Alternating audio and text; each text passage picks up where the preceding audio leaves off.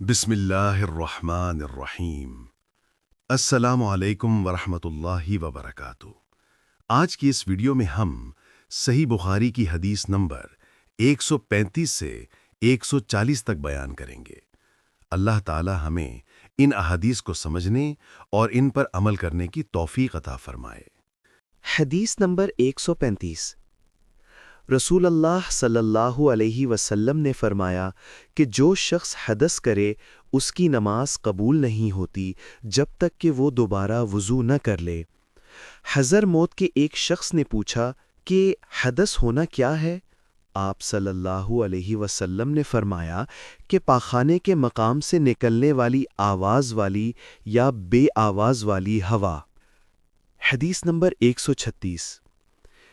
میں ایک مرتبہ ابو ہریرہ رضی اللہ عنہ کے ساتھ مسجد کی چھت پر چڑھا تو آپ نے وضو کیا اور کہا کہ میں نے رسول اللہ صلی اللہ علیہ وسلم سے سنا تھا کہ آپ صلی اللہ علیہ وسلم فرما رہے تھے کہ میری امت کے لوگ وضو کے نشانات کی وجہ سے قیامت کے دن سفید پیشانی اور سفید ہاتھ پاؤں والوں کی شکل میں بلائے جائیں گے، تو تم میں سے جو کوئی اپنی چمک بڑھانا چاہتا ہے تو وہ بڑھا لے، یعنی وضو اچھی طرح کرے۔ حدیث نمبر 137۔ انہوں نے رسول کریم صلی اللہ علیہ وسلم سے شکایت کی کہ ایک شخص ہے جسے یہ خیال ہوتا ہے کہ نماز میں کوئی چیز یعنی ہوا نکلتی معلوم ہوئی ہے۔ آپ صلی اللہ علیہ وسلم نے فرمایا کہ نماز سے نہ پھرے یا نہ مڑے جب تک آواز نہ سنے یا بو نہ پائے۔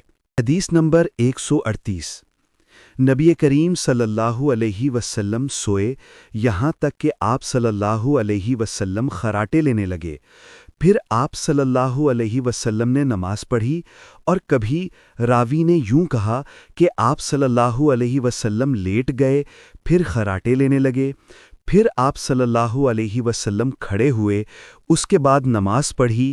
پھر سفیان نے ہم سے دوسری مرتبہ یہی حدیث بیان کی عمرو سے، انہوں نے قریب سے، انہوں نے ابن عباس رضی اللہ عنہما سے نقل کیا کہ وہ کہتے تھے کہ ایک مرتبہ میں نے اپنی خالہ یعنی ام المؤمنین حضرت میمونہ رضی اللہ عنہا کے گھر رات گزاری تو میں نے دیکھا کہ رسول اللہ صلی اللہ علیہ وسلم رات کو اٹھے۔ جب تھوڑی رات باقی رہ گئی تو آپ صلی اللہ علیہ وسلم نے اٹھ کر ایک لٹکے ہوئے مشیقے سے ہلکا سا وضو کیا۔ عمرو اس کا ہلکا پن اور معمولی ہونا بیان کرتے تھے، اور آپ کھڑے ہو کر نماز پڑھنے لگے تو میں نے بھی اسی طرح وضو کیا جس طرح آپ صلی اللہ علیہ وسلم نے کیا تھا۔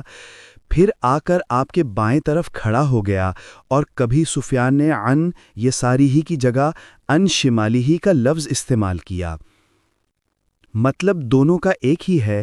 پھر آپ صلی اللہ علیہ وسلم نے مجھے پھیر لیا اور اپنی داہنی جانب کر لیا، پھر نماز پڑھی جتنا اللہ کو منظور تھا۔ پھر آپ لیٹ گئے اور سو گئے حتیٰ کہ خراٹوں کی آواز آنے لگی۔ پھر آپ کی خدمت میں مؤذن حاضر ہوا اور اس نے آپ کو نماز کی اطلاع دی۔ آپ صلی اللہ علیہ وسلم اس کے ساتھ نماز کے لیے تشریف لے گئے۔ پھر آپ نے نماز پڑھی اور وضو نہیں کیا۔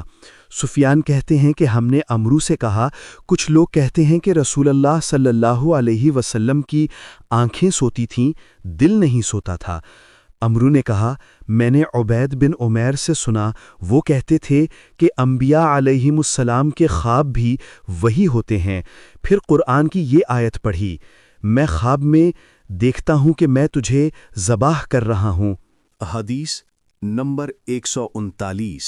رسول اللہ صلی اللہ علیہ وسلم میدان عرفات سے واپس ہوئے۔ جب گھاٹی میں پہنچے تو آپ صلی اللہ علیہ وسلم اتر گئے۔ آپ صلی اللہ علیہ وسلم نے پہلے پیشاب کیا، پھر وضو کیا، اور خوب اچھی طرح نہیں کیا۔ تب میں نے کہا، یا رسول اللہ، نماز کا وقت آ گیا۔ آپ صلی اللہ علیہ وسلم نے فرمایا، نماز تمہارے آگے ہے، یعنی مزدلفہ چل کر پڑھیں گے۔ جب مزدلفہ میں پہنچے تو آپ نے خوب اچھی طرح وضو کیا، پھر جماعت کھڑی کی گئی۔ آپ صلی اللہ علیہ وسلم نے مغرب کی نماز پڑھی۔ پھر ہر شخص نے اپنے اونٹ کو اپنی جگہ بیٹھلایا۔ پھر عشاء کی جماعت کھڑی کی گئی اور آپ صلی اللہ علیہ وسلم نے نماز پڑھی اور ان دونوں نمازوں کے درمیان کوئی نماز نہیں پڑھی۔ حدیث نمبر 140۔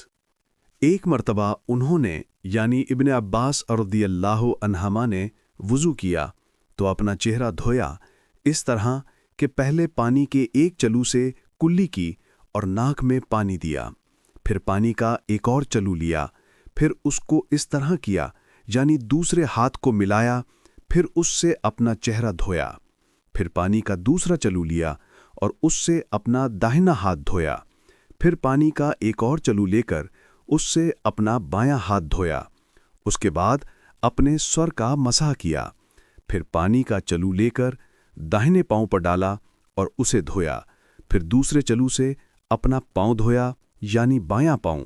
اس کے بعد کہا کہ میں نے رسول اللہ صلی اللہ علیہ وسلم کو اسی طرح وضو کرتے ہوئے دیکھا ہے۔